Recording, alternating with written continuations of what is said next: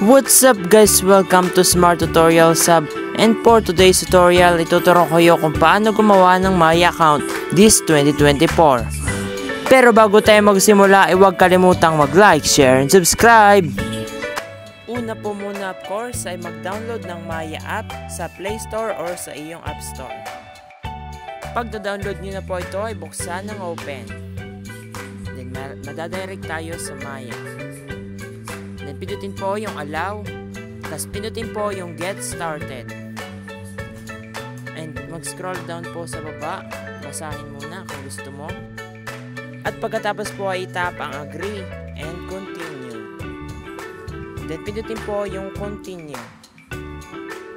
Then pindutin po yung while using the app para ma-use ang location mo. Tapos pindutin mo yung start an account since gagawa tayo ng bagong account.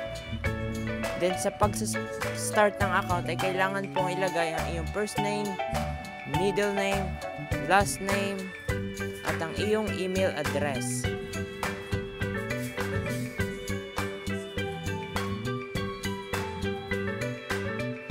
Pag nalagay nyo na po yung email, ay pindutin po yung continue. Then ilagay po ang iyong password at iyong mobile number. Make sure po na yung password ay strong at alam mong hindi mahuhulaan ng iba. Pagkatapos mo pong ilagay ay pindutin ang continue. Then save password to Google, optional lang naman po. So pinili ko po yung save para madali ang pag-login. Then pindutin po yung continue. Then yung data personalization. Lagyan mo po ng check kung gusto mo po yung like yung enable all data personalization at iba pa.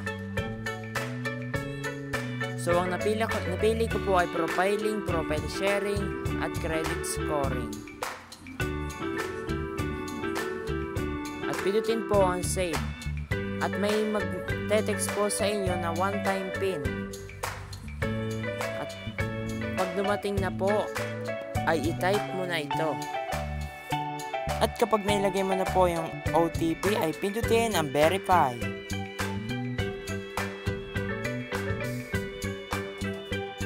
And there you have it. Gawa na po ang ating Maya account. At pindutin po yung go to home. At pindutin po yung allow.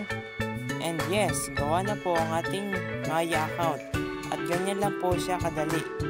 At kung nakatulong po sa iyo ang tutorial na ito, ay huwag kalimutang mag-like, share, and subscribe.